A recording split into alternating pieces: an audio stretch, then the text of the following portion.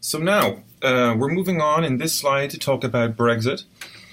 And it's a huge topic. I don't think I could do it justice in 2 days of lecturing, let alone 1 day of lecturing. So this is kind of a slapdash version. I mean, if the Greek crisis and the Greek debate about exit was kind of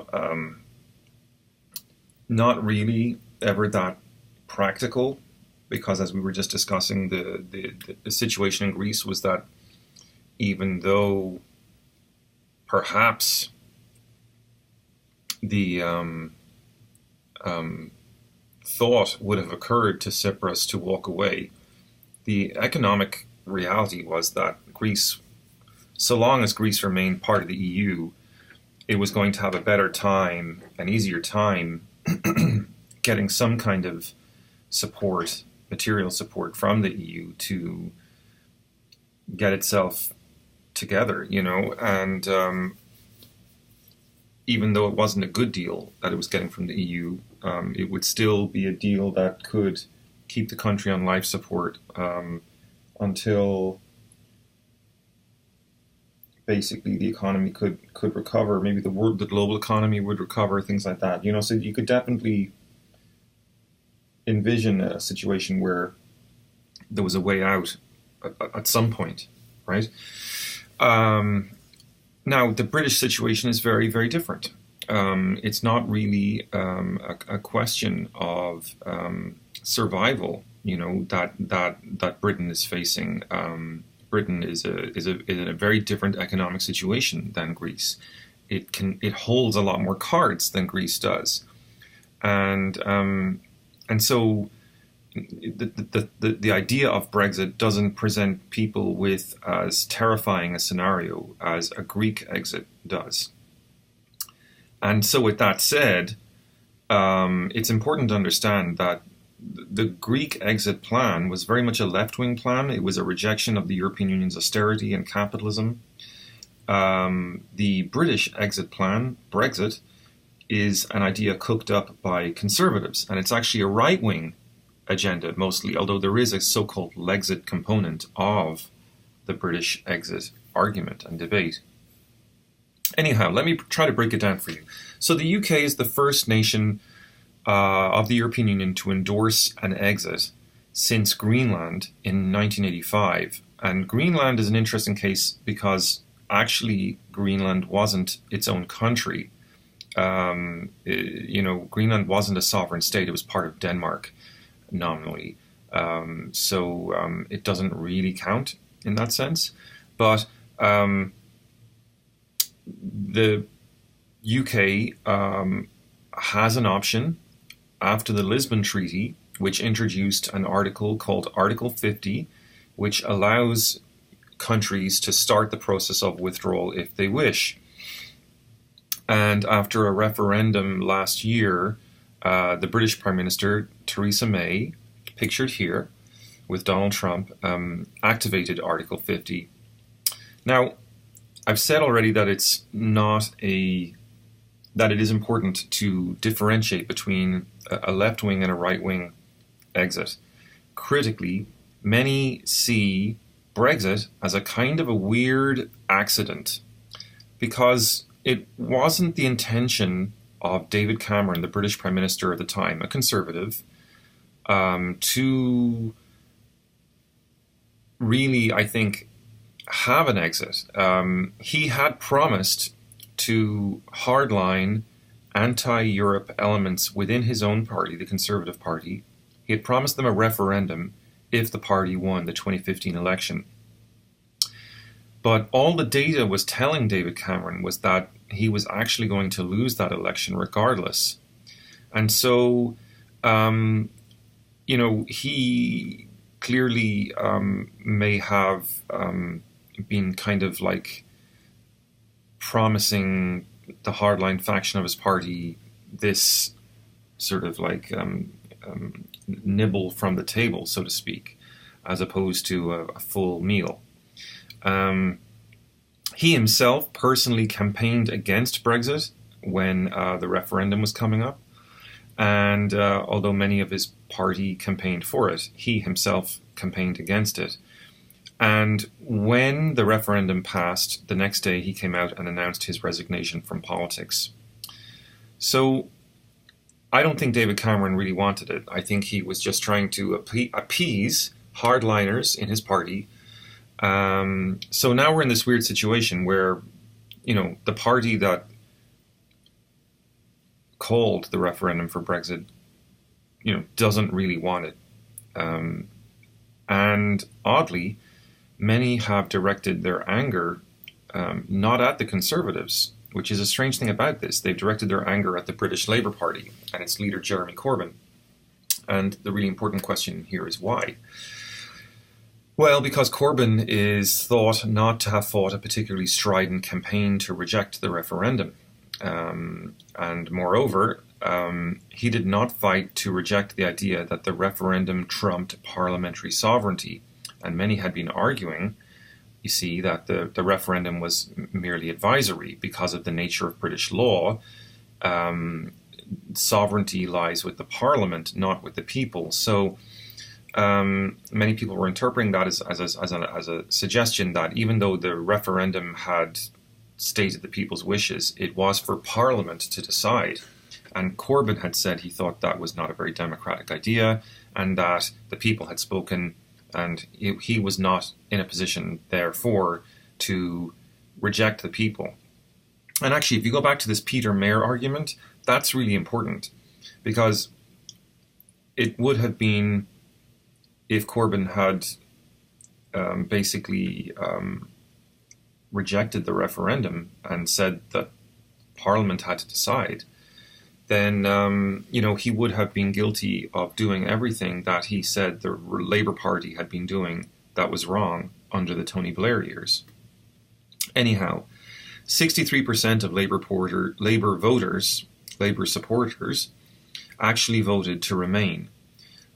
So it's weird to blame Jeremy Corbyn for exit, right? I mean, if anything, he and his party did their part. And it's probably the other parties that really should be doing the self-flagellating, the self-recriminating, the self-scrutinizing. Corbyn was also criticised for refusing to yield some ground to moderate voters in terms of what Britain's policy preferences would be vis-a-vis the European Union moving forward. And a lot of the British Labour Party was trying to get Corbyn to endorse policies that might have prevented voters going over to UKIP, because UKIP is very right-wing. And they wanted to prevent UKIP being more empowered. So this is kind of the pressure that was on Corbyn, which was kind of to accept certain right-wing ideas, like saying that immigration was a bad thing. And also, Corbyn had also refused to defend the TTIP treaty, which was a sort of an important free trade policy that the more moderate and conservative Labour Party elites were pursuing. They were more neoliberal than anything else. Of course, Tony Blair being one of the greatest neoliberal prime ministers in British history. So, in all then, I guess what you could say is that the pressure was on Corbyn to develop a kind of appeasement strategy to the right. And all of which the more traditionally moderate Labour leadership class believed would encourage working class voters to stick with Labour and not go to UKIP. So, in respect, these criticisms now seem and look quite desperate and cynical. Corbyn probably played this game very well. He stuck to his guns, and in doing so probably saved the party being tarred with the same bad faith pro-establishment brush that drove a substantial portion of the Brexit vote in the first place. So he refused to play the pro-establishment game by suckering up to UKIP and by trying to present TTIP as a good idea.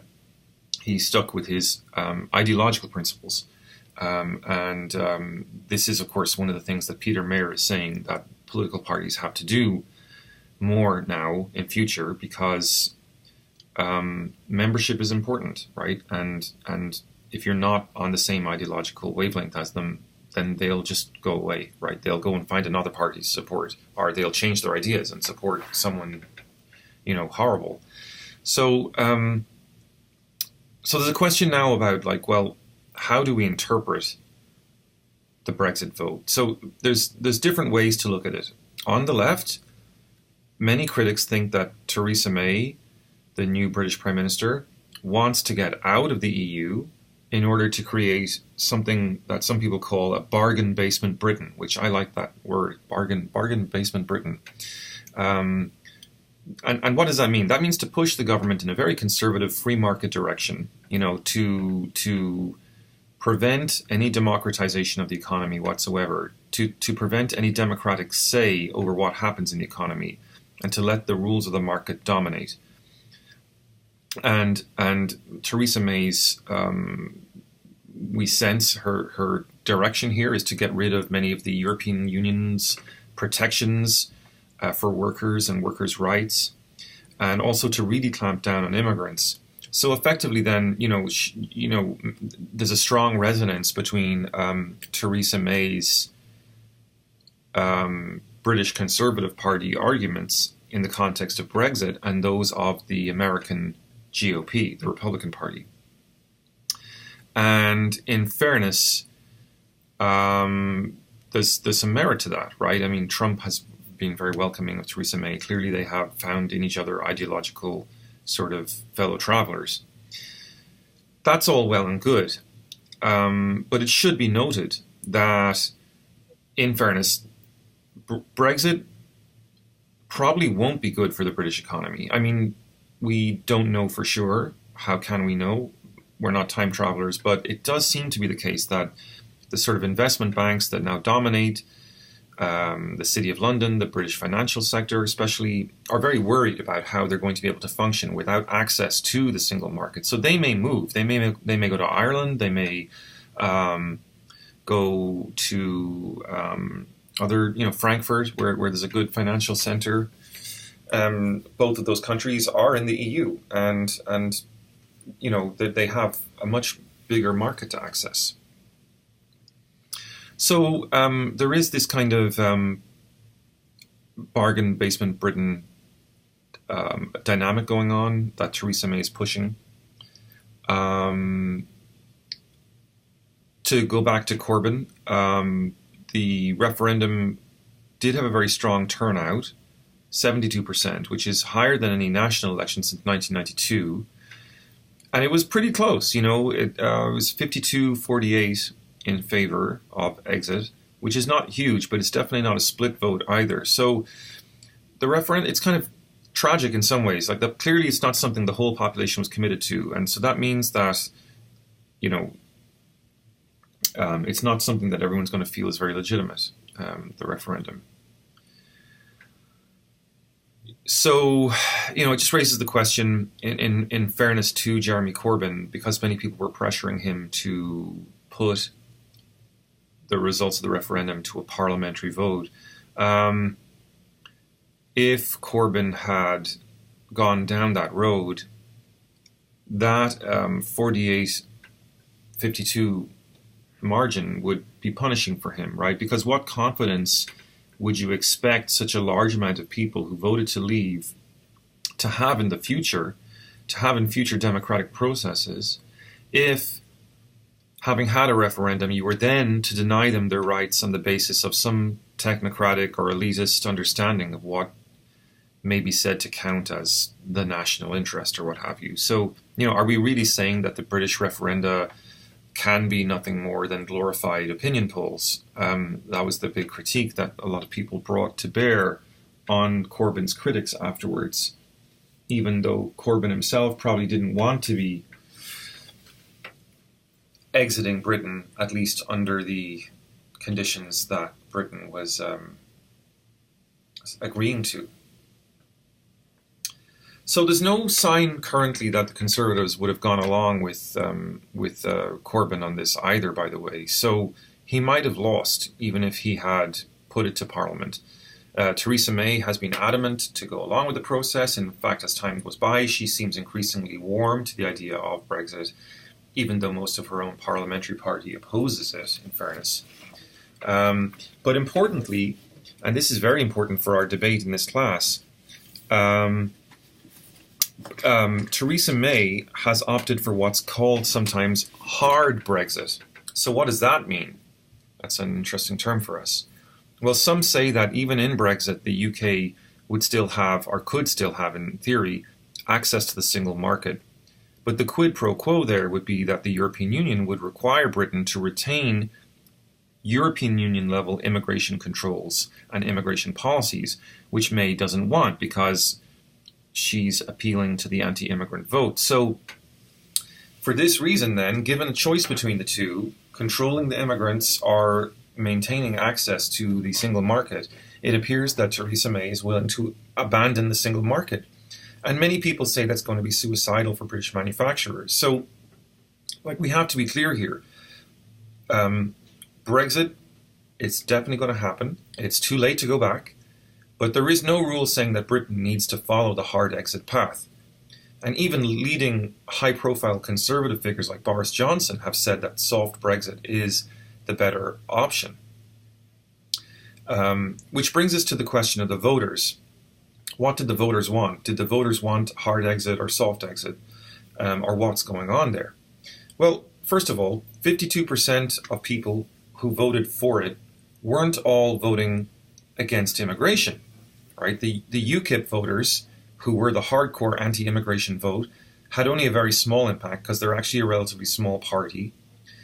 In that 52%, you have a small number of UKIP voters. Then you also have 1/3 of the Labour Party and a large number of Scottish National Party supporters, SNP. And you also have 1/3 of all British Black and Asian voters. And many of these were not conservative exit advocates. They were instead Lexit voters, right? L-E-X-I-T, or left exit voters, who are approaching the whole question from a much more left-wing perspective. Again, kind of like Bernie Sanders or maybe Jeremy Corbyn, but Corbyn himself wasn't arguing for an exit, but that's neither here nor there right now. But there was definitely some momentum for a left exit, so it would be very similar to the Grexit proposition in Greece.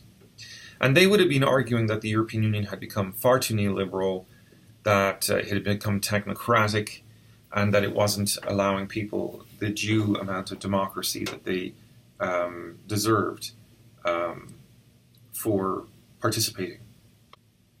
So kind of like in the USA with the election of Trump, there is now today a debate in the UK about whether the election was kind of a victory for the so-called basket of deplorables, as Hillary Clinton once called the Trump voters, i.e., irredeemable racists or sexists or both, or a victory simply of those who wanted to stick it to the establishment. And in truth, I think the data probably suggests it was a combination of both, which means that exit means very different things to half of the people who voted for it than the other half, which is, you have to take that into consideration, because it should influence the determination of what direction you want exit to go. So now that exit is a reality, now that it is going to happen, what are the different strategies that are facing the parties? Well, Theresa May obviously has chosen her course, but there's still a big civil war going on in the British Labour Party. Jeremy Corbyn has survived 3 attempts on his leadership now, and it's not clear that there won't be other ones. So far, he seems to be surviving them, but it's not clear for how long, because many people want him to struggle against exit altogether, and I think it is too late for that. But what can Labour do under Corbyn now to try to modify or take the worst sting out of the plans for Brexit as Theresa May has created them? Well, the idea, I suppose, would be, even though Corbyn himself was not in favour of exit, there are these left-wing, anti-authoritarian, anti-establishment, sort of Bernie Sanders-style people that you could reach out to and build an alliance with them to try to build a new electoral coalition that could shape potentially a new relationship with the European Union. And in other words, then what that means is you're fighting for a soft exit. You'd have one foot still in the EU and one foot out. You couldn't stop Brexit, but you could prevent Theresa May's vision of it from becoming a reality. Now, would this be easy? Well, one thing we've got to be clear on is that the British media currently is very right-wing, and it has been in a kind of a xenophobic frenzy mode for the last months over all of this. And for Labour leadership to go up against that would be kind of scary. Corbyn's leadership has been threatened already so many times by the old guard supporters of Tony Blair and the neoliberals that, they're still looking for revenge. They're looking for blood on Corbyn. They think that Corbyn kind of stole the party from them. It would be like the way Hillary Clinton would feel about Bernie Sanders if Bernie Sanders had become the president. So they may yet try to use Corbyn's defense of immigration and things like that against him. Now, we should also take a moment to stop and think about what's going on for the other countries in the area. Like, well, Scotland is part of the UK, but there's a movement in Scotland to become its own separate country. In the last years, it has tried to have a referendum. It did have, in fact, a referendum of its own. And the ghost of that movement, the movement for Scottish independence, is, I think, still in the air, because the overwhelming majority of Scottish voters preferred to stay in the EU when they're polled about it. So Nicola Sturgeon is the leader of the Scottish National Party. She's the Scottish First Minister, which is what they call their Prime Minister. They have some devolution up there where they have their own parliament, even though they're still part of Great Britain, or the United Kingdom rather. They have some autonomy. So Nicola Sturgeon has a vested interest in using the hard Brexit deal as an opportunity to pull more voters towards the SNP's cause and as a way for an independent Scotland to get back into the EU. So Scotland wants to, if Britain is going to leave the EU, Scotland's going to leave Britain and try to get back into the EU that way. Scotland thinks it has a pretty good economic case for getting into the EU on its own. So that would be historical, right? I mean, that would be a major fragmentation in a country that has, been unified politically for a very long time. There's another point to be made here, so obviously the Scottish voters were overwhelmingly in favour of staying in the EU. So that's a sort of a Scotland-England divide. But then there's also within England a major divide, which might be interesting for you to know about, and that's the London or urban-rural divide. So the mayor of London is a man by the name of Sadiq Khan, and, the popular vote in London was radically in favour of remaining in the EU. So that means that in the north you have Scotland, and in the south you have London, which is one of the biggest cities in the world.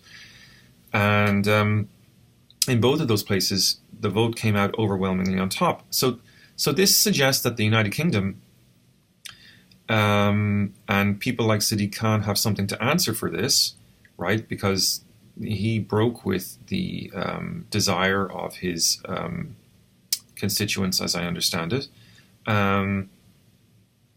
that the British system is having a kind of an identity crisis. So, some people say the vote was driven by racism, some people say that it was driven by class issues, but actually, here's the point, is that the real cleavage that comes through in looking at the results of this vote is the rural-urban cleavage. As one scholar put it, large cities saw affluent areas and ethnically dominated, impoverished inner city areas voting to remain. So that's the London case. Now, in some ways, just to sort of move on to Ireland and talk about the Irish case, it should be noted that in some ways the country that's going to be affected most by Brexit is not Britain at all, but actually Ireland. Ireland is the only country that shares a land border with the United Kingdom, and that's in the north of Ireland. And that's significant, not least because a hard Brexit will have momentous implications for the Northern Irish peace process. Now, right now, there's no border at all between the two countries, between the north of Ireland and the Republic of Ireland in the south. And movement between the two is completely unrestricted. But also, think about this, something like 40% of all Irish exports go into the UK market. So Brexit has the potential if the British put up trade tariffs or something like that, or the British start to have currency fluctuations with the euro, all that could have the potential of plunging the Irish economy's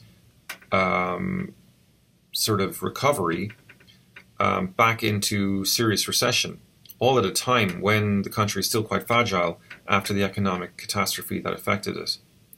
So it's definitely something to think about for Irish people. These vulnerabilities are very real, and given also the fact that Catholics are starting to become more and more populous in the north of Ireland, and they are very much in favour of remaining in the EU in terms of how they're polled, whereas the British, the more Ulster, I misspoke, the Protestant community, the loyalist Protestant community in the north was very much in favour of exit. So given the population demographics, it could be that the Northern Irish parties that are still in favour of full Ireland unification will try to use Brexit as an opportunity to argue for a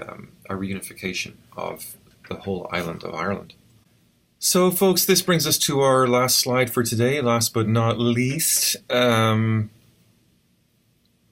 hope you've been enjoying the lecture so far. The last slide just really sort of addresses the very sad question of where the EU is now. The various crises that are confronting it seem to be best captured, I think, by the arguments of Peter Mayer. The fact that we keep putting our economic priorities ahead of our political priorities, and it could be that is the paradox of the European Union, because, of course, as you remember, in the beginning, the whole idea was to integrate the economy and create a cultural shift as a result of that.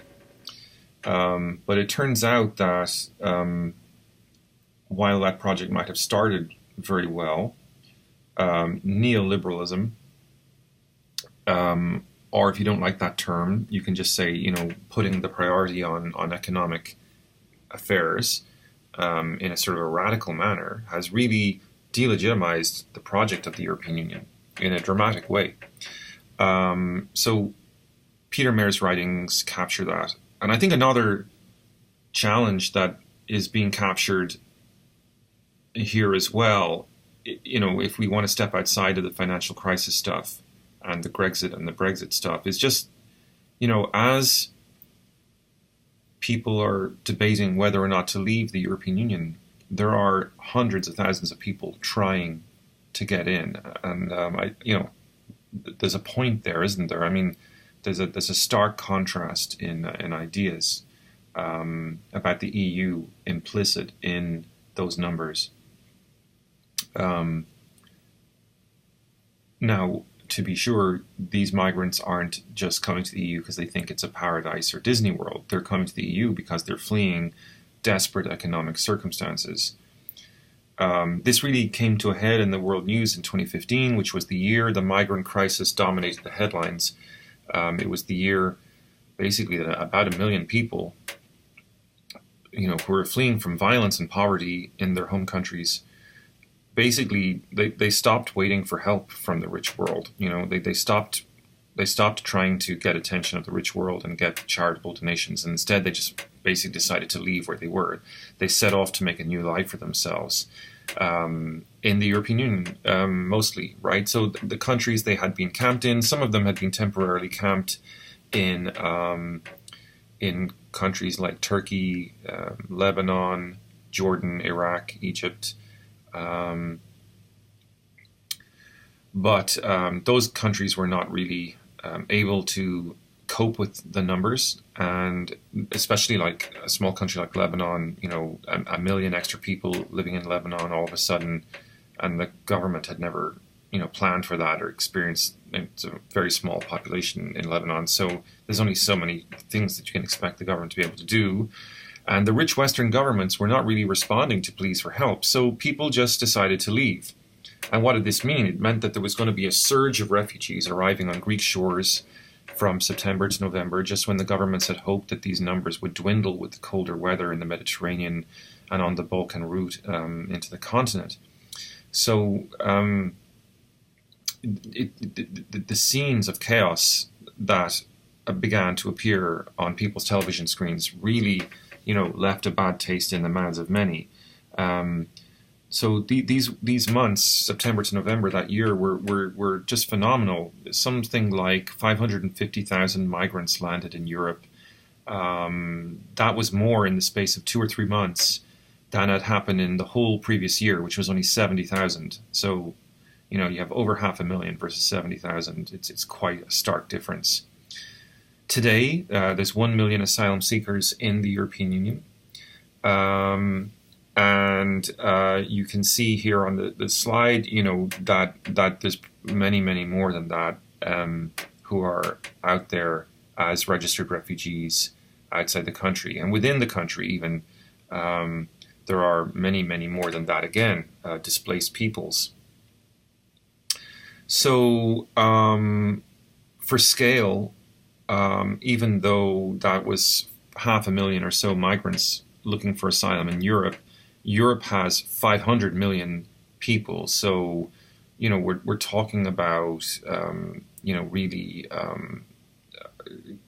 kind of a 1% of the population of the European Union, which is a very wealthy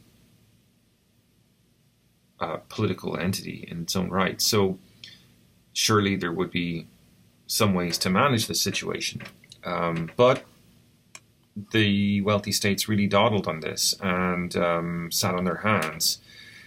And I think this is another moment that I think you could sort of say has Peter Mayer-esque stamp on it, right, in terms of how we should interpret or how we should read the situation. That even as the crisis struck Europe, the wealthy states were failing to fulfill their cash pledges to various aid organizations, for example, in Lebanon.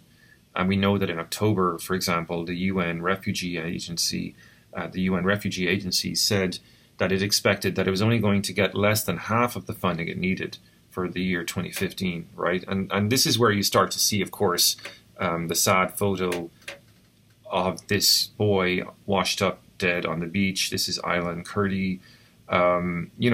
360,000 people drowned, sunk to the bottom of the sea, the Mediterranean Sea in 2015. And it was because really they were desperate to get into Europe, to get away from the terrible conditions that were behind them. ISIS had overrun vast swathes of Syria. And then you have Assad, the president, bombing towns and villages as well, and killing a lot of people in his own right. So, caught between these two forces, Syrians, but also other people like Afghans and various North Africans, Somalians, were all piling into these boats. And the Syrians, among others, but I think especially the Syrians, were kind of vulnerable here because a lot of them had a little bit of pocket money with them, They weren't coming from the third world exactly, so they would have had some cash with them. But the mules, the illegal traffickers that were operating these unsafe boats, often overcrowded boats, going from, say the shore of Lebanon or Turkey into Greece primarily, they'd be asking for about $1,000 to get you across the sea. And that would clean you out pretty much, right? That's your entire cash reserve. So people, these highly unsafe vessels were very fragile. Some would tip over. Many, many people died. I think I said, 3,600 people died. So, it was money and it was lives disappearing into the black market that might otherwise have been put to good use, Maybe Europe could have been a richer, better place for the cultural diversity experiences that these people would bring, not to mention their entrepreneurialism, their, ability. We're talking doctors, lawyers, whatever here, well-educated people, Again, Syria is not a third world country. Not that that should be the issue. I mean, it's a human rights issue as well. First and foremost, it's a human rights issue, of course. I mean, it wouldn't matter where these people were from. They should be given safe passage. But, the point being that many European conservatives, as I will now explain to you, actually sort of took issue with the whole thing. This is just a map that shows you where the arrivals were taking place in 2015. You can see the vast majority of people were arriving in Greece, and some in Italy, and a little in Spain, and a tiny bit in Malta. So there was a very strong reaction to all of this in 2015 from European leaders that were on the more conservative side. And one of the leading voices here was Hungary's Prime Minister Viktor Orban, who accused the German Chancellor Angela Merkel of trying to trigger a surge of migrants to Europe by making Syrians exempt from the European Union's so-called Dublin Rules. Now, what were the Dublin Rules? Well, the Dublin Rules, were rules that required you to seek asylum in the first EU country that you would land in as you entered the EU. Now, that was an exemption that Angela Merkel had given an exemption to refugees from this rule, which meant that they could come to Germany, which meant that they could come to any country that would have them. So Merkel's plan was that there would be a kind of, and Germany was happy to take a number of these refugees, right? So, but the plan was to have something like 200,000 refugee places, but distributed all throughout the EU. Now, Hungary blocked this proposal. And so the question was then how to get, if Germany, for example, was going to take these refugees, how are they going to get to Germany except across land? I mean, these are not people that can afford a flight. So, Orban, in a kind of a cynical manner, his country sort of occupies a very important border between the Balkan states and the rest of Europe. So the refugees would have to cross through Hungary if they wanted to get to Germany. And this meant that if Orban started building fences along Hungary's borders with Serbia, with Croatia, these Balkan countries, then he would effectively seal off the rest of the EU to these migrants. So what he was saying is that he wanted the frontline states to take the brunt. And of course, this drew him huge criticism. But clearly he was appealing to the conservative, new conservative or alt-conservative movements, right? Some people call this neo-fascist. Now, unfortunately, then you have the November attacks in Paris, which sadly killed 130 people and were claimed to have been done by the Islamic State. And so this really put a lot of question marks in people's heads about people coming from Syria. Were they terrorists? Were they, were they good people to be inviting into your country or not? The people who had carried out November attacks, according to the French police, had traveled through the Balkans a month earlier, hiding among immigrants. So after this, obviously a number of countries are going to let it go. Maybe not be so generous. So what's the solution that the European Union has come up with? Well, it seems a bit weird, and it's not something that you'll enjoy hearing about, I think. But as a temporary solution, it seems that the European Union has kind of come up with this way of stopping the immigrants coming, which is to basically bribe Turkey to build facilities for these people in Turkey to house them and to hold them until such time as the crisis in Syria calms down, I suppose, and people can go home. So the EU has been giving all these billions of euros to Turkey to do more, to stop the migrants reaching Greece, to take back failed asylum seekers, and to grant refugees access to work and to schools. But the quid pro quo, and this is really interesting, is that the Turkish leader Erdogan has kind of, in exchange for doing this favor for the EU, he's been given a free pass on his internal politics. As you may know, he's been cranking up the Islamist rhetoric in recent times, prosecuting academics, denying them freedom of speech, also engaging in bombing raids against the YPG forces. These are Kurdish forces in the north of Syria who are opposed both to Assad and to ISIS, but Turkey under Erdogan is kind of, it's part of NATO, Turkey is, so it's nominally working with the United States against ISIS, but actually Turkey is often thought to have been working both sides of the fence here, and has given supplies and information to the ISIS forces, and Turkey doesn't want the autonomous Kurdish zone of Aleppo, not Aleppo, Rojava, on its doorstep, potentially giving equipment and supplies to Kurdish people who want independence, who live in the east of Turkey. So interestingly, as Trump has pivoted recently in the last weeks from wanting to attack ISIS to now wanting to attack Assad in Syria, I think it's worth remembering that the refugees themselves are kind of 50-50 in opinion polls in terms of which side they believe is more responsible for their displacement.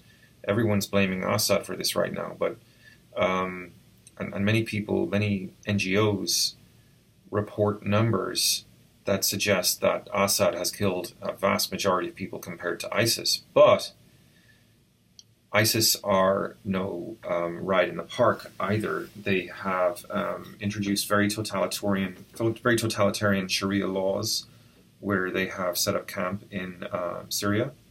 There's been beheadings. There's been reports of all kinds of human rights abuses.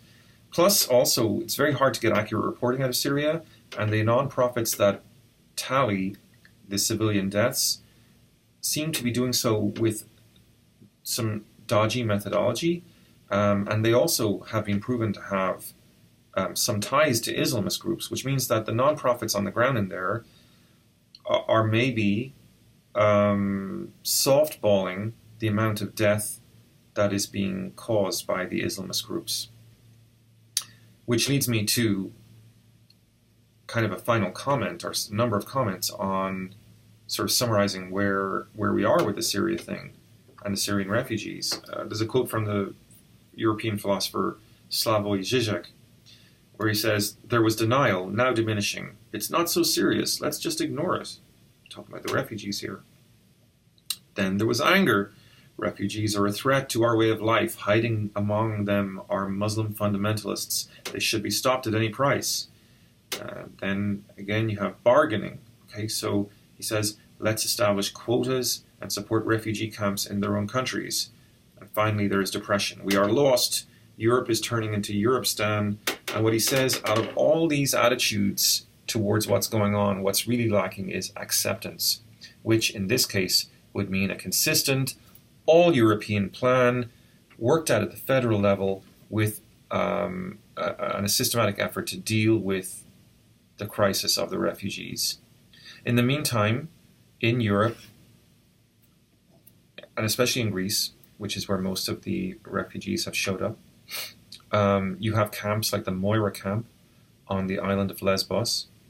And it really is kind of the ultimate proof that the EU-Turkey deal has put politics and economics ahead of the rights of the people, because not so much is it a refugee camp, but really it's a prison. And the refugees living in Turkey and in Lebanon are also kind of in pretty bad conditions, but Moira is terrible. And you could say that, you can try to camouflage it as much as you want, but basically you have very high fences topped with razor wire. There's no public lighting. The tents leak, right? The food is dreadful. It's freezing cold at night. Women and children in particular are left very vulnerable. There's no real policing. And, these are the sorts of camps that even like volunteer agencies like Médecins Sans Frontières, which is a doctor volunteer service, have refused to service because they feel that the governments aren't running them in good faith. And I don't particularly blame Greece for that either, because, Greece is going through an economic bankruptcy at the moment, and it's not exactly in their ability to address this issue. So, oddly, we have Greece and Germany sort of back at it again. These two countries caught up not only in an economic entanglement, but also this question of global displacement, refugees fleeing war, environmental disaster, economic despair.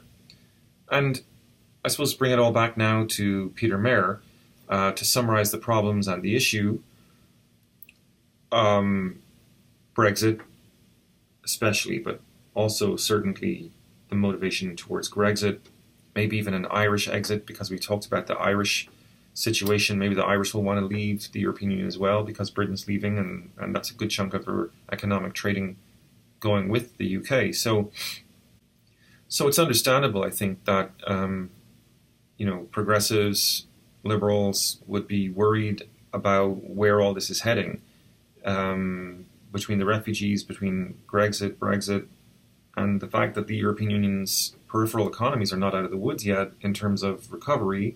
The global recovery seems pretty shaky as well. So I think there's a kind of a hysteria or panic among people who are, shall we say, globalists, oriented towards global politics, globalization, who believe that globalization is the way to go for progressive politics of tolerance and acceptance in the world today.